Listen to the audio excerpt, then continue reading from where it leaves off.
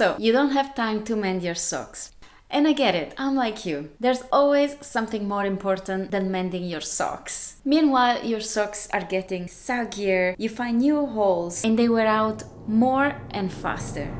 In this video, I show you that mending socks is not at all difficult, even if you have never held a needle before. Last weekend I was alone at home and I decided to embark in a mending socks marathon.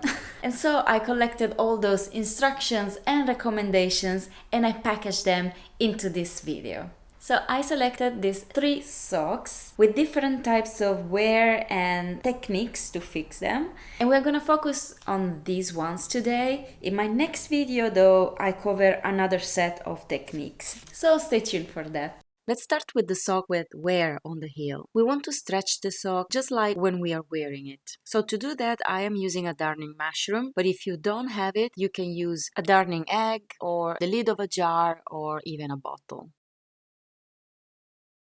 Then I take the embroidery floss and pick as many strands as needed to match the size of the yarn on my sock. In my case, I choose 2 strands, but later I'm gonna show you the result with just choosing 1 strand.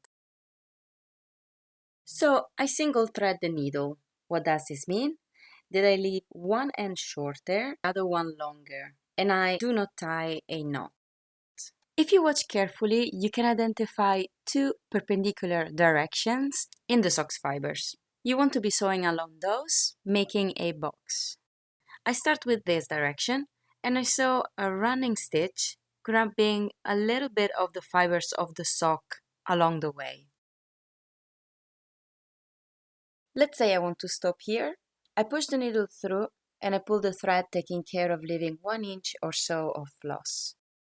When I'm done with this first row, I turn the darning mushroom 180 degrees and I start a second row using exactly the same method. And I keep going like this until I complete my imaginary box. Then, with the needle, I travel back to the loose floss I started with and I make a knot. Just one will be enough to avoid creating an annoying bulk under the heel. Now, before starting with the other side, imagine a cherry pie. Those woven strips of crust, we're going to recreate something like that, weaving the floss in a 90-degree direction through the rows that I made before in blue. So you see here, I'm alternating going over and below the stitches in the 90-degree direction. And when I finish one row, I turn the sock and start the next row.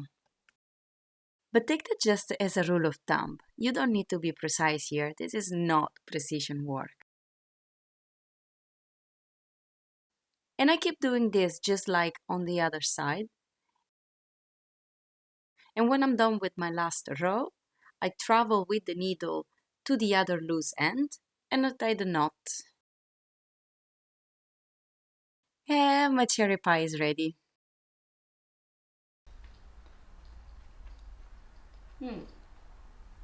The second sock is the one with a hole and the heel. So let's say you didn't reinforce your socks when it was still just wear, and that turned into a hole. Well, no problem.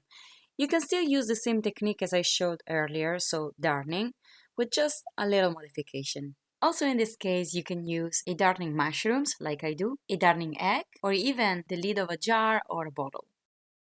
And the first thing I want to do is cleaning up the area from any loose fibers that might be there. So I grab my snips, or you can use scissors, and clean that area up. Because also in this case my sock is very thin, I'm again gonna use embroidery floss. And I take as many strands to match as much as possible the knit of my sock. So this sock specifically could use 1 or 2 strands, because in the previous example I took 2, I'm gonna take just 1 so we can see how the final result is different. And like before, I single thread the needle. That means one end stays short and the other one is long, and we don't tie knots. Getting ready to sew, I remember that the knit of the sock has 2 directions I should follow.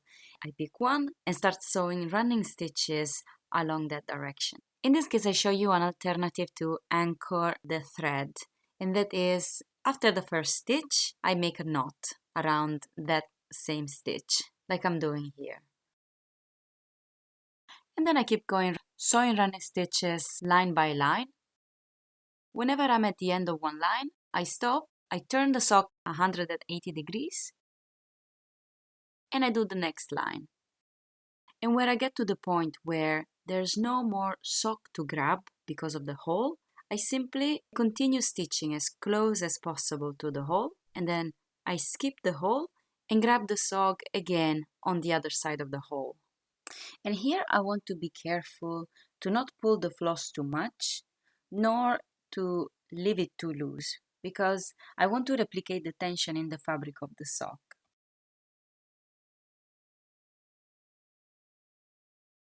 And this is how it looks like when I'm done with the first layer of my imaginary box. Just like at the beginning of sewing, I tie a knot here around the last stitch. So I create a loop and I run the needle through it and I pull. Now I'm gonna turn things around and repeat what we did on the other side, just on a 90-degree angle. Also on this side, I anchor the first stitch like I did before, and I start doing running stitches perpendicular to the stitches I did before, grabbing a little bit of sock with every stitch, doing multiple lines until I get to the hole. And this is when I remember about my cherry pie. I want to reproduce those woven strips of the crust with my embroidery floss. I start weaving the needle, alternating going over and below the stitches in the other direction. When I'm on the hole, it is more important to be precise because now I'm really weaving the fabric that will make my sock whole again. And I keep doing this until my imaginary box is finally completed. Then I tie the knot and my sock is ready.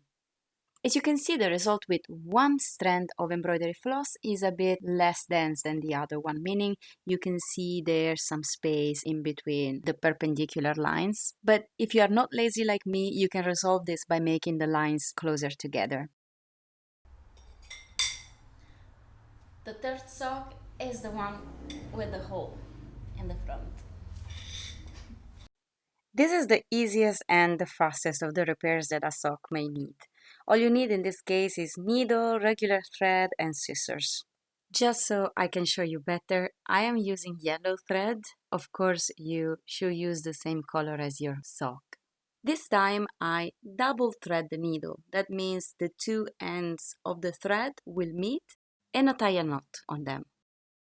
To start, I slide my hand inside the sock to gently open the hole, and I start from one side. For me, right-handed, going right to left is the easiest.